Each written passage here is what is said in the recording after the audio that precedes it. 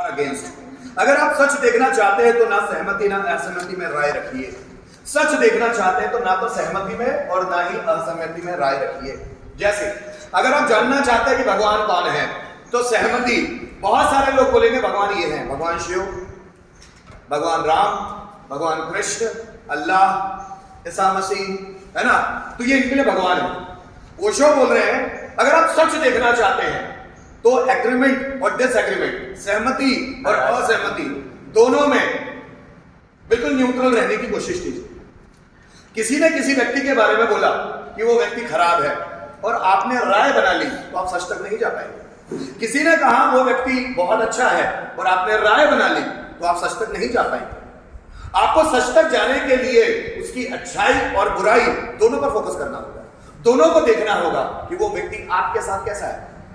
अगर कोई शिव को भगवान बोलता है, राम को भगवान बोलता है, कृष्ण को भगवान बोलता है, लेकिन अगर उनका देवत्व, उनका ईश्वरत्व आपके अनुभव में नहीं आता है तो वो आपके लिए भगवान नहीं है। शिव भगवान उनके लिए है जिनके लिए अनुभव में आया है कि शिव भगवान है। राम भगवान उनके लिए है जिनको अनुभव में आया है कि राम भगवान है। कृष्ण भगवान उनके लिए है जिनके अनुभव में आया है कि वो भगवान है। क्या हमारे अनुभव में आ गया है कि वो भगवान है?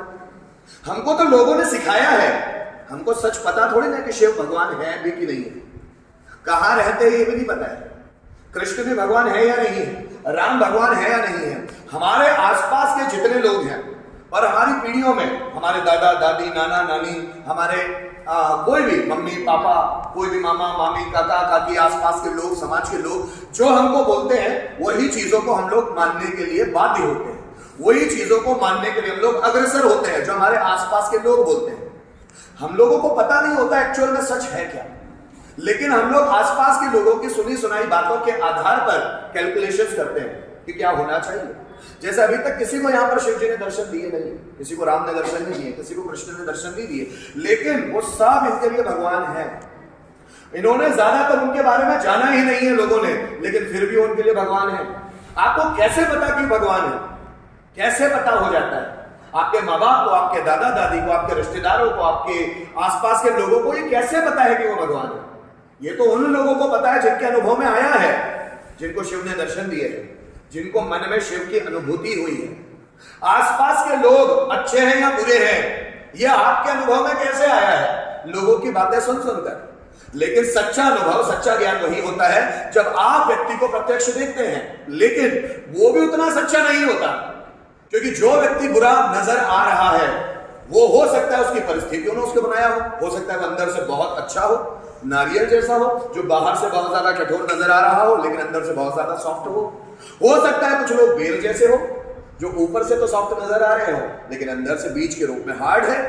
तो हम लोग देखकर भी जजमेंट नहीं लगा सकते कि व्यक्ति कैसा है, कि कौन सच्चा है कौन झूठा है। सच की परख हो ही नहीं सकती जब तक हम लोग उसमें गुथ ना जाए, जब तक हम लोग उसमें इन्वॉल्व ना हो जाए। ओशो का कहना यही है कि तब तक आपको ये चीजें पता ही नहीं चल सकती कि रियल सच क्या है, जब तक आप सहमति और असहमति से आगे ना चले जाए, जब तक आप अच्छाई या बुरे से आगे ना चले जाए, जब तक आप सही या गलत से आगे ना चला जाए, जब तक आप पाप और पुण्य से आगे ना चले जाए, जब तक आप धर्म और अधर्म से आगे ना चला जाए।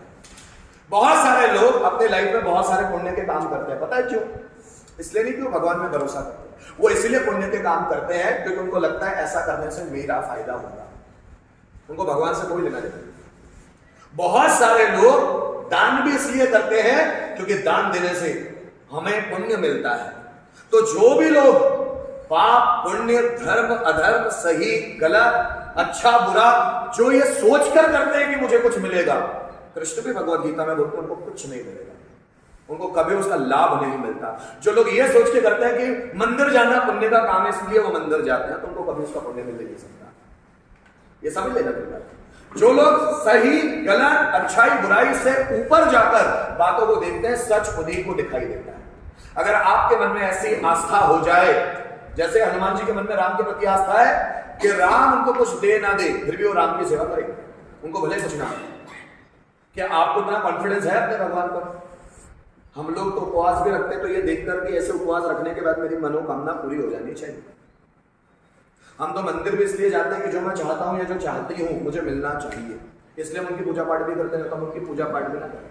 अगर मंदिरों के आगे लिख दिया जाए कि आप यहाँ आओ, भले आप कुछ भी मांगो आपको मिलेगा नहीं, तो आप कभी मंदिरों में पाओ भी नहीं रखोगे। वो तो आप अपने स्वार्थ के कारण जाते हो, आपको भगवानों पे थोड़े ना विश्वास है।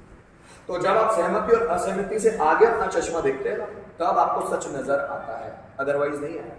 आप समझ ले, इस दुनिया में कोई आपको दे ही नहीं सकता। जब आप भगवत गीता या बहुत सारे ग्रंथ पढ़ेंगे तो आपको समझ में आएगा कि इस दुनिया में आपको कोई भी नहीं दे सकता सिवाय आपके कर्मों के।